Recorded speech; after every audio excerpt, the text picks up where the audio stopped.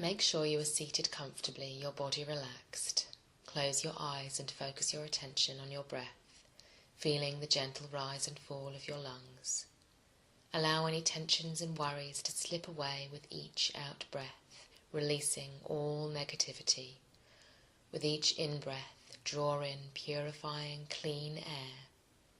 Slowly let all outside concerns fade away. The space around you begins to darken as your attention moves inwards. Everything fades away, leaving only a quiet, peaceful darkness. You rest a moment in the darkness, feeling yourself safe and secure. The darkness spreads out in all directions, vast and silent. You rest within the great void, Ginunga Gap, the emptiness before creation, before the beginning of time and the birth of space. Within this void, all things will come into being. In the very distance on either side of you, you are aware of the realms of fire and ice, so far away you can barely perceive them. Through their union, force and form will come into being and the worlds will be set in motion. It is in this place that you will meet Raidho. In the centre of the void, you see a small light, a tiny spark of vitality. You call the name of Raidho 3 times to bring it into being.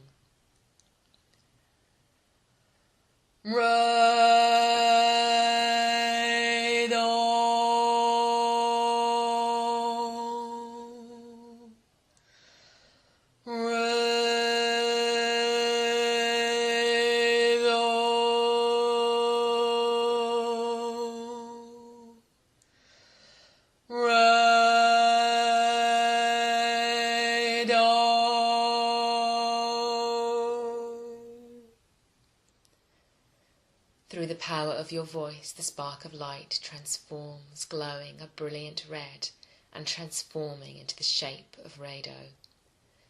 The rune grows larger and larger, shining brightly in the darkness, steadily moving towards you until it comes to a rest, waiting for you to enter. Slowly you pass through the rune and into the realm beyond. You find yourself in quiet darkness. You are outside, and in the pre-dawn light you can feel the dew-heavy grass beneath your feet. You are leaning against a wooden gate, your hand resting upon the rope that secures it tight. You sense that you are waiting for something, that there is an order, a harmony in time that needs to be followed. In the silence of the morning you can hear birdsong in the distance and the gentle whinny and snort of horses. As the light continues to grow, you make out the shapes of the horses, some small, some large, some dark as the night, others shining white. You know each of these horses well. You have cared for them, tended them, loved them in birth and death. There is one, though, one who is especially dear to you, your horse, the horse that chose you. With this horse your bond is so strong that there is no need to even call out that you will be riding today. As the cock crows, your horse stirs from amongst its family and whinnies to you, trotting across the field to where you stand. You open the gate and the two of you nuzzle each other in greeting. You stroke the soft, long hair of your steed's mane and laugh as a big nose seeks out the carrot from your pocket. As your horse munches on the carrot, the first glorious rays of the sun burst through the darkness and the sky flushes pink and gold. You climb up onto your mount and salute the sun. Today we ride the road of Suna, the lady of the sun, you proclaim. Your horse turns, and together you approach the gate. You imagine Suna, the golden lady, riding her chariot, the sun blazing before her, her own horses speeding joyfully across the sky. You pass through the gate and close it behind you. The trackway is difficult to see between the hedgerows, but you and your horse know the path so well it is practically written upon you. Your steed maintains a steady pace, not too fast, not too slow. You lean down and stroke your horse's neck, feeling rippling muscles working as the sun begins to warm the land. As you ride on, it seems like the two of you merge into one, horse and rider together, each hoofbeat answered by a gentle shifting in your weight, heart and heart beating together. As the sun unveils the day, the birdsong becomes more insistent. You pass by a woodland and the morning light penetrates the mist beyond, bringing into view the old hen resting on the hillside. Already, 2 riders are circling downwards from the peak after spending the night there and greeting the dawn. You know that soon they will be followed by pilgrims seeking to make this day sacred by passing it at the old henge. Your road leads a different way, though, and on you travel. The way is clear now. Your horse's hooves beat upon a well-managed road. The hedgerow has given way to green banks and a broad ditch running to one side. In the distance you make out a small house, and as you pass it you hear the soft tone of a woman singing. You slow to a gentle trot as you pass. The woman is in her garden, rocking a baby in her arms as she circles round a small sundial. All is ordered and peaceful within the garden. The woman nods to you and then looks up at the sun, then down at the sundial, nodding in satisfaction as she does so. You and your horse gather speed once more as the broad grassland gives way to a slowly rising hillside covered in gorse and heather. You speed onwards, once again feeling that special union with your horse as the two of you respond as one. You cannot tell whether it is you who guides, or whether your horse simply knows where you need to go. The road is simply clear, unmistakable. Even in this wild heath, it calls steadily onwards to some instinctive part in both you and your steed. As the sun soars up towards her zenith, the heathland gives way to tamer farmland. You see a patchwork of fields, the dark path of the hedgerow lining each one, and the silver flicker of streams winding through the land. The road leads downwards into this tranquil valley, and as it dips downwards you see in the distance a small town clustered by outdwelling houses and farms. Your road passes through the town, and as you enter the outskirts, Suna reaches her peak. The town is quiet. Most people are inside for the midday meal. Those who do see you nod and smile politely as you pass. Your horse's hooves echo as you enter the town square. The cobbles are smooth and the square is almost empty. The occasional wisp of straw indicates that on market days it is a very different story. In the centre you see a small clock, and you turn your horse to go and admire it. The clock is mechanical, highly decorated with hands of gold and Roman numerals indicating the time. You see that it will stroke midday shortly, just a little behind Suna, who is already leading the way for you out of the town and back into the countryside. As you look at the town clock, for the first time your connection to the road seems to falter, as if another road is beckoning, a road that follows a different rhythm. You turn your horse to follow Suna's path and ride quickly away from the clock. As you do so, the second road slips back into nothingness, and Suna's road becomes clear once more. On you ride, exulting in the swiftness and strength of your horse. The fields are drenched in light, and the energy of you and your steed feels boundless as you pass through the land upon your own special road. You pass through orchards heavy with fruit and fields buzzing with life. The road is smooth and broad and built for a horse and rider. All too quickly the afternoon fades, and the gold of the sun deepens, the sky darkening to a deeper blue in preparation for a glorious sunset. Suna does not disappoint you. Her evening sky dazzles you with its splendour. The road is bathed in pink and red light as the veil of evening draws in behind you. In the distance you hear the muffled sound of a bell tolling. It grows steadily louder, and you see that the road leads you past a small church. Again you and your horse slow, the clatter of hooves becoming a gentle clopping as you pass by the lich gate. Inside the churchyard you see a group of mourners led by their pastor. Behind them a coffin is borne high on the pallbearer's shoulders. Again a second road appears, not disconcertingly like the road you saw in the town. This is a road that runs parallel to yours, but does not cross it. The road of the dead. You pray that the soul who has departed will find a gentle, strong steed to carry them upon the next stage of their journey. You and your horse do not speed up again until you are a respectful distance from the churchyard. The light has faded now, but your horse moves with all the confidence and ease of one who is at one with the road. The sight of the mourners has disconcerted you, but you trust in your horse and allow yourself to be carried forward into darkness.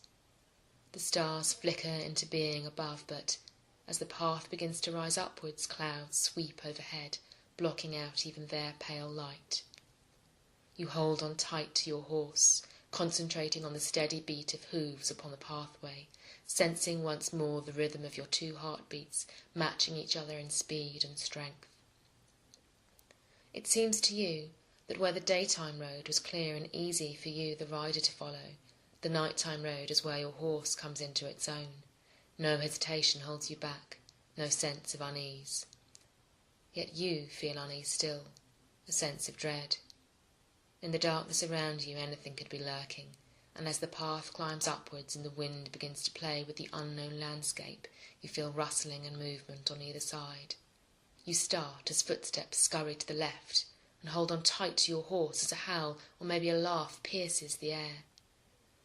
As you ride onwards, voices now rise out of the darkness carried on the wind that whips around your face. The voices tell you are right to be afraid. It is a dangerous road ahead and you will be lost. They tell you that they are coming for you, that they will pull you down from your horse, drawing you down into the darkness away from the road. You muffle a cry of fear that threatens to escape from you and hold on, trusting still in your horse to carry you forward along the unseen road. The voices grow more insistent, rising to a crescendo. You block them out, holding on to your horse with all your might, listening only to the hoofbeats. Then they too are gone, and you can only feel the steady rhythm of your horse's body, moving forward on some unseen, unheard road. You remember that the road of night is also the road of dreams and of sleep. You wonder if that is where you are now, in a place far from the earth that you know. Still you hold on, trusting in your steed. You realise that the voices have faded now, and you know that they are far, far away, that fear has been overcome, that your horse has carried you true.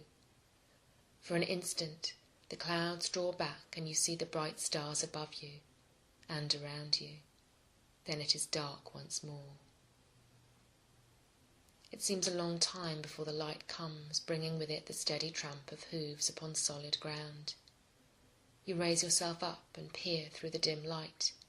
You are on a hillside, looking down into the darkness of a valley below. You pat your horse's neck and whisper words of thanks and encouragement. Your horse seems tired now, but also peaceful and satisfied. As the light strengthens, you sense the presence of Suna behind you, rising up from the east once more.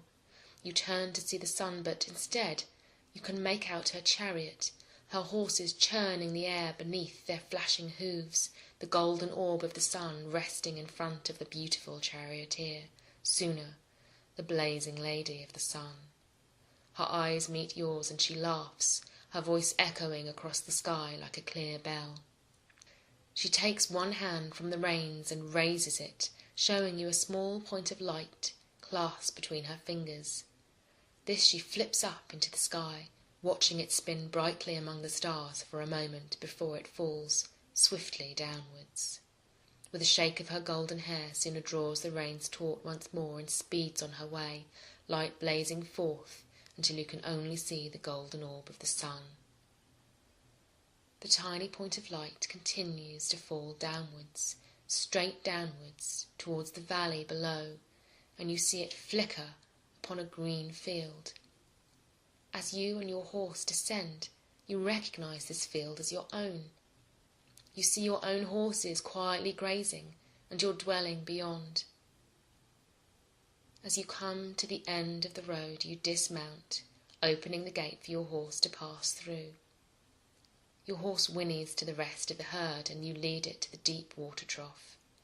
You stroke its shining mane and smile in satisfaction as it drinks thirstily. You turn and cross the field, to the glint of gold resting in the green grass. You see a highly polished medallion and inscribed on it the rune Raidho, the rune of the rider. You pick it up. It is still warm from the heat of the sun. You give thanks to Suna for her gift, turning the medallion over and over, feeling its smooth sheen and the soft richness of the gold. You sense that, for now, your journey with Raidho has come to a close. You place the medallion down on the grass in front of you, and a single ray of light shoots up from it, forming a golden Raidho rune in front of you. Your horse turns to look at you and shakes its head contentedly as you wave in thanks. Then you slowly step forwards, through the golden Raidho rune, feeling its power caress you as you pass out of the realm of Raidho into darkness once more. Standing in the darkness, you give thanks to the rune for its lessons and energy. You watch as it fades away, leaving you in darkness, ready to return to your physical form. Slowly, you let your attention return to your body, feeling the darkness around you start to fade. You let your awareness expand to the space around you as the darkness recedes. You feel yourself centered within your body, your attention focused on your physical presence, your breath, and your heartbeat. The Raidho rune has gone, and you begin to wiggle your fingers and toes, bringing yourself back to your working space. Take your time, and when you are ready, open your eyes.